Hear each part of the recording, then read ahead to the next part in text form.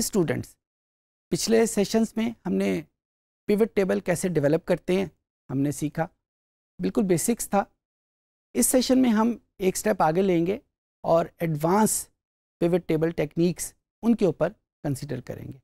Actually pivot table की एक बहुत बड़ी लिमिटेशन है, शायद आपने पिछले सेशन में फील कर ली हो, कि रोज़ और कॉलम में जिस भी वेरिएबल को हम शिफ्ट करते हैं वो लाजमी तौर के ऊपर कैटेगोरिकल होना चाहिए। अगर वो कॉन्टीन्यूअस या क्वांटिटेटिव वेरिएबल है तो हम उसको रोज़ एंड कॉलम में कन्वर्ट नहीं कर सकते, हाँ वैल्यूज़ में ज़रूर शिफ्ट कर सकते हैं। सो ये सेशन फोकस कर रहा है कि अगर हमें किसी रिक्वायरमेंट में एक क्वांटिटेटिव या कॉन्टीन्यूअस वेरिएबल को रोज़ और कॉलम में रखना हो तो फिर हम कैसे स्टेप इन करेंगे। मैं इसकी मिसाल ये देता हूँ, अगर आप वही कस्टमर डीबेस की फ़ाइल अपने जहन में रखें तो उसमें एक वेरिएबल इनकम है।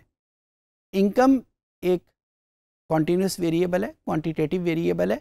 अब अगर मैं इनकम के रेफरेंस से कोई वैल्यू डेवलप करना चाहूँ, यानी इनकम को रोज़ और कॉलम में शिफ्ट करना चाहूँ, उसके लिहाज से डेटा की सबसेटिंग करना चाहूँ, तो इस वक्त डेटा पिवटिंग मुझे इस बात की इजाज़त नहीं देती। तो मुझे एक इनडायरेक्ट स्टेप दरमियान में करना पड़ेगा उस इनकम को रोज़ और कॉलम में रखने को। इस सेशन में हम एक्सक्लूसिवली फोकस करेंगे उस पर्टिकुलर पॉइंट के ऊपर, और साथ ही हम एक टेक्निक और भी सीख जाएंगे कि किस तरीके से हम एक क्वांटिटेटिव वेरिएबल को कैटेगोरिकल वेरिएबल में कन्वर्ट करते हैं। यानी हम इनकम को कॉन्टीन्यूअस की बजाय, क्वांटिटेटिव की बजाय कैटेगोरिकल में कन्वर्ट कर लेंगे, और जो ही वो कैटेगोरिकल में कन्वर्ट होगा हम उसकी मदद से डेटा पिवटिंग या पिवट टेबल डेवलप कर लेंगे। तो आइए कंप्यूटर पे चलते हैं और देखते हैं कि हम ये स्टेप्स कैसे करते हैं। एक बात मैं ज़रूर आपको बता दूं कि ये सेशन पिछले सेशन की निस्बत ज़रा ज़्यादा टेक्निकल होगा, तो आपको ज़रा ज़्यादा तवज्जो से, ध्यान से सुनना पड़ेगा। जी, तो ये मेरे पास वही डेटा फाइल है कस्टमर डीबेस, और जिस तरह अभी थोड़ी देर पहले मैंने डिस्कस किया कि मैंने इनकम को कैटेगरीज में कन्वर्ट करूंगा। इनकम मेरे पास एक ऐसा वेरिएबल है जो कॉन्टीन्यूअस है, जो क्वांटिटेटिव है, और मैंने अपनी आसानी के लिए उसको 3 कैटेगरीज में कन्वर्ट कर दिया है।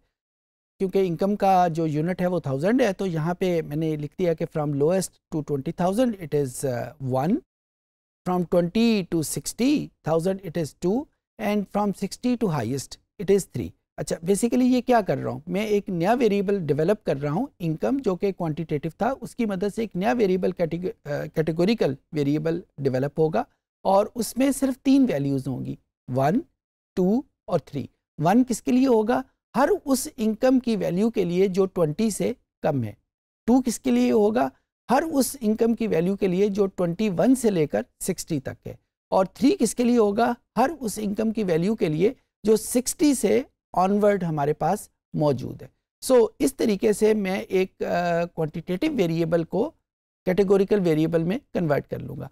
अब हम देखते हैं कि गूगल शीट में हम ये नया वेरिएबल कैसे डेवलप करेंगे, जिसमें सोर्स वेरिएबल इनकम होगा और नया वेरिएबल हम कोई सा भी नाम का इनकम इनकम कैटेगरी के नाम का हम बना लेते हैं, और उसमें वैल्यूज़ 1, 2, 3 ऐड कर लेंगे। जिस तरह पहले मैंने आपको बताया कि this session is going to be more technical, तो आपकी ज़्यादा तवज्जो यहाँ पे रिक्वायर्ड होगी। हम इस गूगल शीट के बिल्कुल आखिरी कॉलम पे चले जाते हैं, जो कि हमें अवेलेबल मिल जाएगा खाली। इसमें मैंने उसका जो हेडिंग है वो डेवलप कर ली, इनकम, और इसके साथ मैंने इनकम कैटेगरी के नाम का एक वेरिएबल नया डेवलप कर लिया, और इसमें मैंने इफ़ स्टेटमेंट लिखी। अगर आप इसके जो कमांड बॉक्स है जहाँ पे फंक्शन लिखे हुए हैं उसकी तरफ गौर से तवज्जो करें, तो मैंने इफ़ की स्टेटमेंट शुरू की है।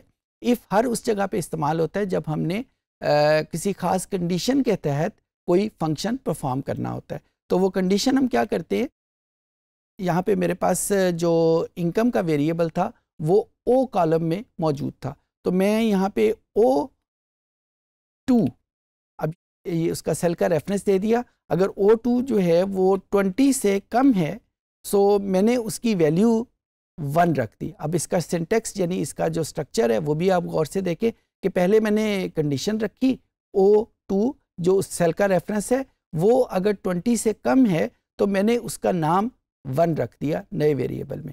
अच्छा, दूसरे नंबर के ऊपर मैंने क्या करना है कि अब मैंने करना है कि अगर वो 21 से 60 के दरमियान में है तो उसको वैल्यू मैंने 2 दे देनी है। तो यहाँ पे मैं दूसरी स्टेटमेंट लिखता हूँ कि if O2 is less than 60 तो इसकी वैल्यू 2 आ जाए। ये मेरे पास दूसरी कैटेगरी आ गई। और 61 से ऑनवर्ड जितनी भी वैल्यूज़ थी, क्योंकि उसको मैंने 3 रखना था, तो यहीं पे मैंने 3 कॉमा डाल के 3 लिख दिया। तो अब यहाँ पे ये स्ट्रक्चर जो है ये मुकम्मल हो गया कि अगर O2 की वैल्यू, और O2 में क्या चीज़ें हैं, हमारे पास इनकम की वैल्यूज़ मौजूद है। अगर O2 की वैल्यूज़ 20 से कम है तो हर उस जगह पे 1 लिखा जाए। अगर उसकी वैल्यू 60 से कम है, 20 से ज़्यादा और 60 से कम है तो वहाँ पे 2 लिखा जाए। और अगर उसकी वैल्यू 60 से ऑनवर्ड है, यानी जितनी भी मैक्सिमम वैल्यूज़ तक हैं, उन सब की जगह 3 लिखा जाए। तो इस तरीके से मैंने एक नया वेरिएबल डेवलप किया। एक और चीज़ जो आपने बहुत गौरतलब है यहाँ पे देखनी है कि नंबर ऑफ़ ब्रैकेट्स जो यहाँ पे यूज़ करनी है वो कितनी करनी है। यहाँ पे मैंने 3 ब्रैकेट्स ओपन की थी, तो एंड के ऊपर आके मैंने तीनों ब्रैकेट क्लोज़ कर दी। अगर आप ये तीनों ब्रैकेट क्लोज़ नहीं करेंगे या इसके लिखने में कुछ गलती कर देंगे तो गूगल शीट वो फंक्शन परफॉर्म नहीं करेगी। तो इस तरीके से मैंने ये फंक्शन यहाँ पे परफॉर्म कर दिया। और देखें आप O2 की वैल्यू की जगह अब इसमें नया वेरिएबल की वैल्यू 2 आ गई। 2 क्यों आई? क्योंकि यहाँ पे O2 की वैल्यू, इनकम की वैल्यू, अगर आप उस कॉलम में जाके देखें तो वो 20 से ज़्यादा होगी।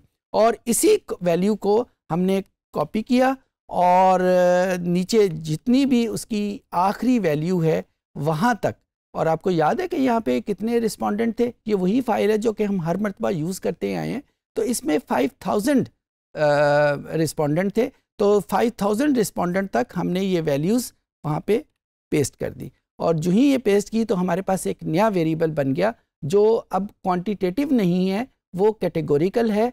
कैटेगोरिकल क्यों है? कि उसकी सिर्फ 3 वैल्यूज़ हैं। हमने कोड रखे हुए हैं 1, 2 और 3। 1 हर उस वैल्यू के लिए जो 20 से कम है, 2 हर उस वैल्यू के लिए जो 21 और 60 के दरमियान में है, और 3 हर उस वैल्यू के लिए जो 60 से ऑनवर्ड है। अब हमारे लिए पिवटिंग करना बहुत आसान है, क्योंकि पिवटिंग की यही शर्त थी कि क्वांटिटेटिव वेरिएबल नहीं होना चाहिए बल्कि कैटेगोरिकल वेरिएबल होना चाहिए। अब हमने ये कैटेगोरिकल वेरिएबल डेवलप कर लिया है। तो अब पिवट टेबल कैसे बनाते हैं ये हमने लास्ट सेशन में सीख चुके हैं। इंसर्ट, और इंसर्ट में हमारे पास पिवट टेबल के नाम की कमांड मौजूद है। इस पिवट टेबल को क्लिक किया, बिल्कुल उसी तरीके से इसने आइडेंटिफाई किया कि कितने रोज़ और कितनी कॉलम है। न्यू शीट के नाम के हमने क्लिक किया, क्रिएट का बटन प्रेस किया। अब हमारे पास वही स्ट्रक्चर आ गया कि रोज़ की वैल्यूज़, कॉलम वैल्यूज़, और यहाँ पे अब रोज़ में हम वही जो नया वेरिएबल क्रिएट किया है जो कि स्क्रीन के एंड के ऊपर है, इनकम अंडरस्कोर CT के नाम का, वो यहाँ पे आइडेंटिफाई कर देंगे। और जो ही हमने वहाँ पे आइडेंटिफाई किया, गूगल शीट ने इसको रिकग्नाइज़ कर लिया, सेंस कर लिया कि इसमें 3 कैटेगरीज़ हैं, 1, 2 और 3। और वैल्यूज़ में हम कुछ भी यहाँ पे रख सकते हैं, उसकी एजेस रख सकते हैं, या जो भी एनालिसिस हमने यहाँ पे करना है वो यहाँ पे किया जा सकता है। आई होप कि ये जो इफ़ की कमांड है ये आपको समझ आ गई होगी। ये टेक्निकल ज़रूर है लेकिन डिफ़िकल्ट नहीं है, डिफरेंट ज़रूर है, डिफ़िकल्ट नहीं है। तो इसको ज़रा ध्यान से करना पड़ता है कि इफ़ के आगे जो स्ट्रक्चर है उसमें सबसे पहले हम उसकी क्राइटेरिया उसमें शिफ्ट करते हैं, और क्राइटेरिया शिफ्ट करने के बाद हम उसकी 2 कैटेगरीज़ होती हैं कि अगर वो क्राइटेरिया ठीक है तो वैल्यूज़ क्या होनी चाहिए, और अगर वो क्राइटेरिया ठीक नहीं है तो उसकी वैल्यू क्या होनी चाहिए। तो हमने वही चीज़ यहाँ पे यूज़ की। इफ़ के आगे मैंने क्राइटेरिया डेवलप किया कि अगर इनकम की वैल्यू 20 से कम है तो उसमें 1 रखते, और अगर वो 20 से कम नहीं है यानी क्राइटेरिया ठीक साबित नहीं हुआ तो फिर वो आगे शिफ्ट हो जाए। और आगे फिर एक और क्राइटेरिया है कि अगर वो 60 से कम है यानी 20 और 60 से कम है तो वो हमारे पास उसकी वैल्यू 2 रखते, और अगर वो ये क्राइटेरिया गलत साबित होता है तो उसकी जगह ऑटोमेटिकली 3 भी रखते। अच्छा, यही इफ़ स्टेटमेंट हम ज़्यादा बिगर वैल्यूज़ के लिए भी डेवलप कर सकते हैं। फॉर एग्ज़ाम्पल इसी शीट में एक वेरिएबल है बर्थ मंथ, और अगर आप इसको गौर से देखें तो इस बर्थ मंथ को उन्होंने ABC में लिखा हुआ है, ये 1 2 3 में मौजूद नहीं है। बर्थ मंथ का जो वेरिएबल है वो ABC में मौजूद नहीं है, लेकिन अगर हम अपनी किसी क्यूरियोसिटी के लिए इसको कन्वर्ट करना चाहते हैं 1 2 3 में, हम सबको पता है कि जनवरी 1 का कोड इस्तेमाल करेगा, फरवरी 2 का कोड इस्तेमाल करेगा, एंड देन सो ऑन। तो हम बड़ी आसानी के साथ इसी इफ़ स्टेटमेंट को यूज़ करते हुए हम 1 2 3 इसमें डेवलप कर लेंगे।